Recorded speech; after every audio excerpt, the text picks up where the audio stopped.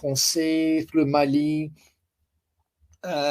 et on va parler aussi il va parler de Macron, les décisions vraiment infantiles, et la fin de l'État français, le colonialisme des Français en Afrique. On va écouter la vidéo, voilà, ça va appeler aussi à Macron et tous ces fafas à se calmer parce que ma parlanche bizarre.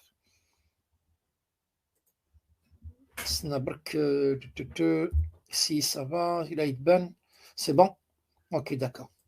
Mesdames, messieurs, très chers compatriotes, j'ai aujourd'hui l'honneur de répondre à monsieur Emmanuel Macron. En droit de réponse, je vous rappelle les propos de Emmanuel Macron. Je cite: « J'ai été choqué, ces propos sont inacceptables. Je rappelle que le Premier ministre malien est l'enfant de 2 coups d'État, si je puis dire. » Monsieur Emmanuel Macron, avec tout le respect que je vous dois, même si vous ne le méritez pas, je voudrais comprendre, sur le plan biologique, idéologique, linguistique, politique et philosophique, comment un représentant légitime d'un peuple, représentant d'une institution d'un pays, peut être l'enfant d'une chose ou d'un acte. Comment diplomatiquement vous pouvez expliquer ce genre d'écart de langage et de comportement d'un président de la France? De quel droit pouvez-vous vous adresser à un représentant légitime du peuple malien de la sorte? Il était préférable de laisser un de vos ministres se sacrifier pour vous faire plaisir, mais pas vous. La France ne mérite pas un tel président. Alors qui doit avoir honte?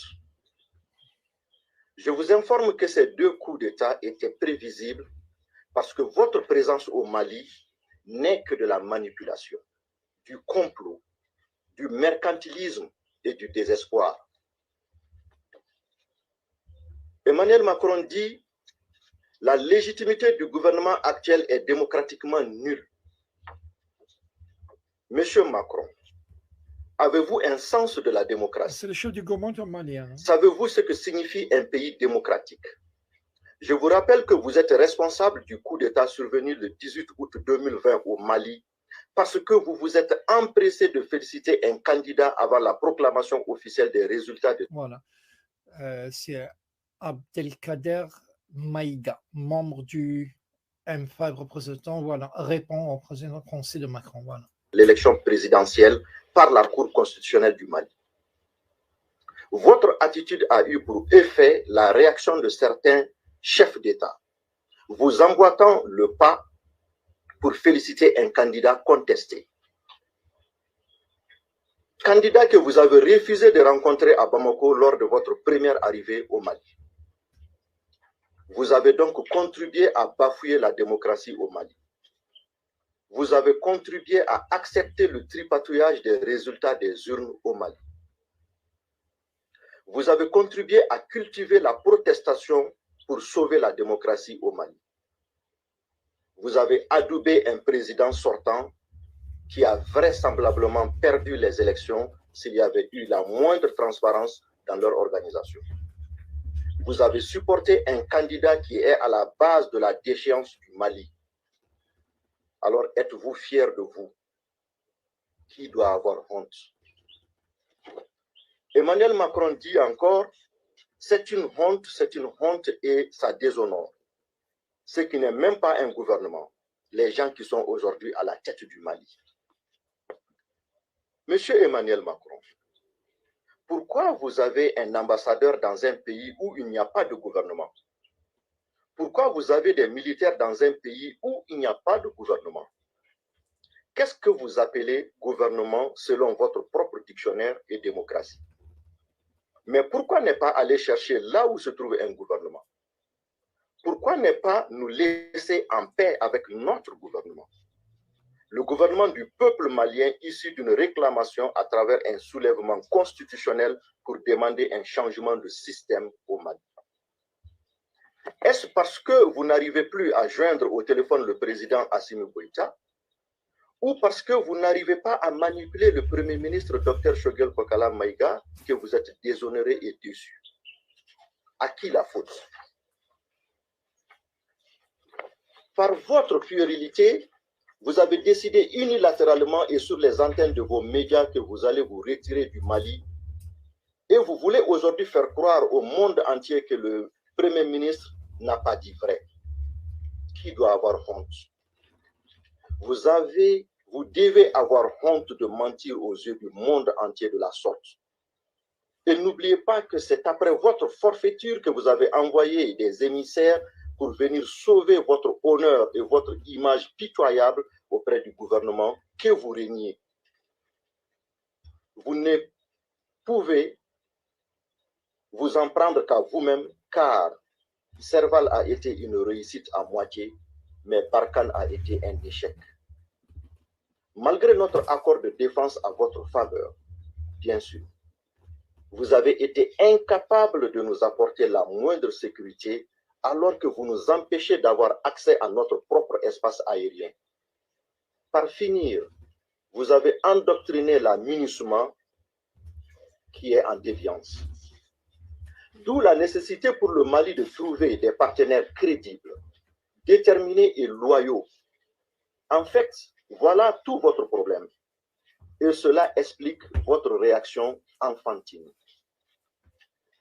Emmanuel Macron dit encore: un tel mépris des dirigeants maliens actuels à l'égard de nos soldats, des vies qui ont été laissées, c'est inadmissible.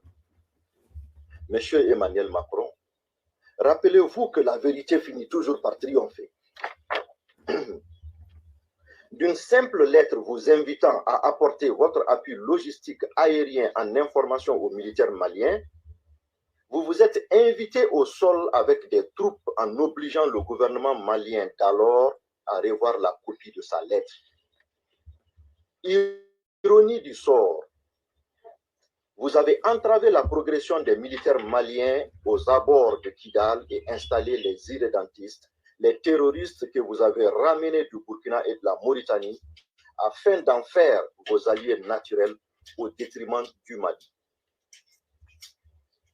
Vous vous êtes empressé à représenter le Mali aux Nations Unies afin d'en tirer le maximum de profit de cette crise à travers des résolutions des Nations Unies. Introducing change.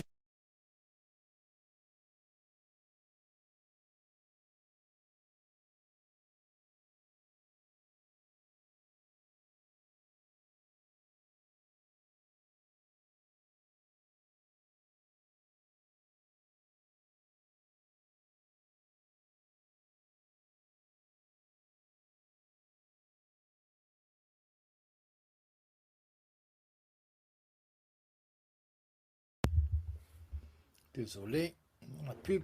Vous avez transformé en crise multidimensionnelle alors que la MINUSMA avait déjà pris le pas sur vous. Vous vous êtes impliqué également dans la mise en place de la MINUSMA pour vous en servir afin de concrétiser votre dessein machiavélique. Pour preuve, tous les postes concernant la sécurité et la coordination des opérations conjointes étaient dirigés par des Français, en plus de votre représentant spécial qui était au cœur du système de défense et de sécurité du Mali. Rappelez-vous, Macron, de M. Sivillon Christophe, chef du bureau de la MINUSMA à Kidal, un des rares hommes considérés persona non grata au Mali durant cette décennie. Vous savez sans doute les raisons.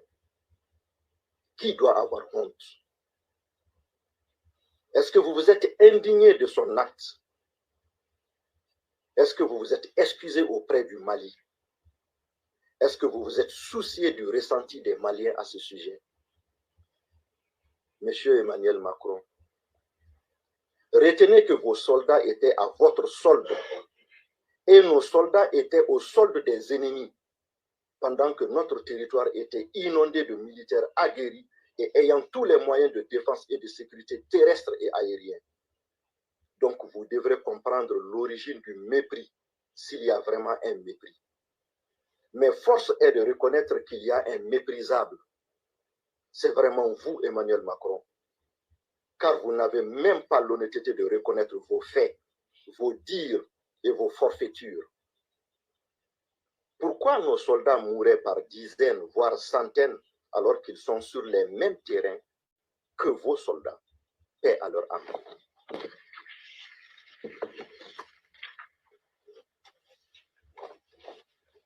Emmanuel Macron dit, mais alors que hier nous avons présidé à l'hommage national au sergent Blasco, qu'aujourd'hui il est enterré parmi les siens à Vars, c'est inadmissible ce qu'a dit le Premier ministre malien.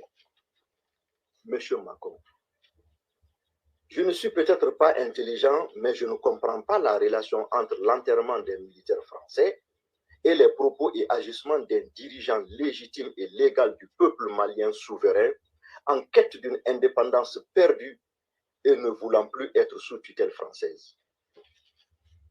Ce qui est inadmissible, c'est de vous entendre donner des instructions au chef d'État de la CEDEAO. Ce qui est inadmissible, c'est de vous voir vous immiscer dans les affaires intérieures du Mali.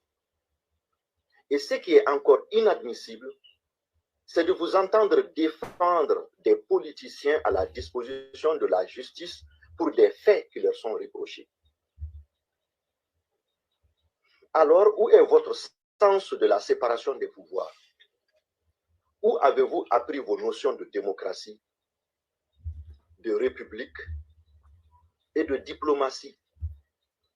Cette fois-ci, j'ai honte pour vous, car la France mérite mieux un vrai dirigeant, un sage et un bâtisseur, et non un enfant distrait.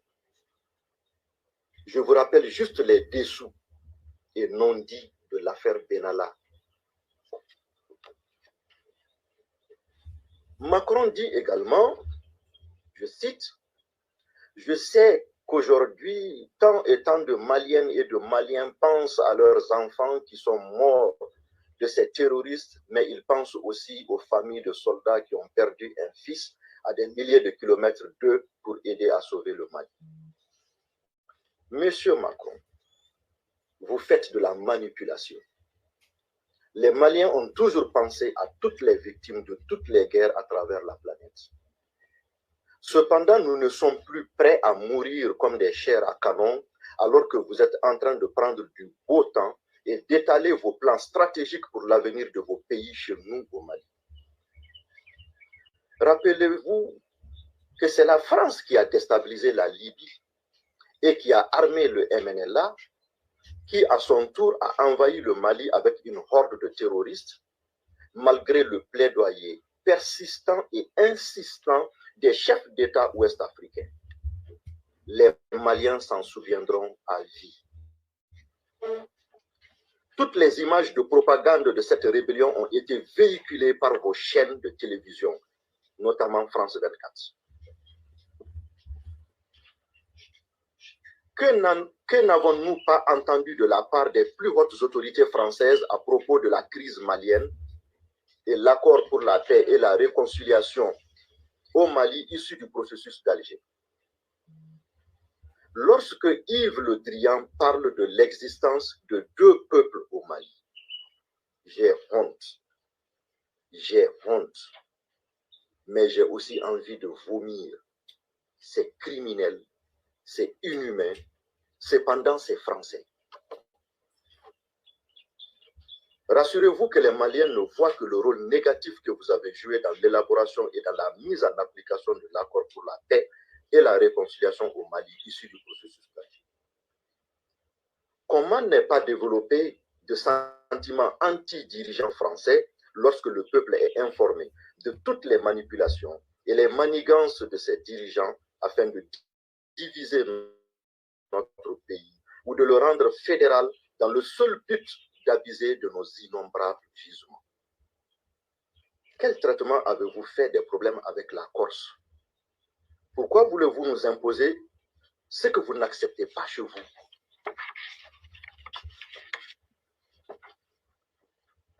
Monsieur Emmanuel Macron, par rapport à la transition. The industry's leading.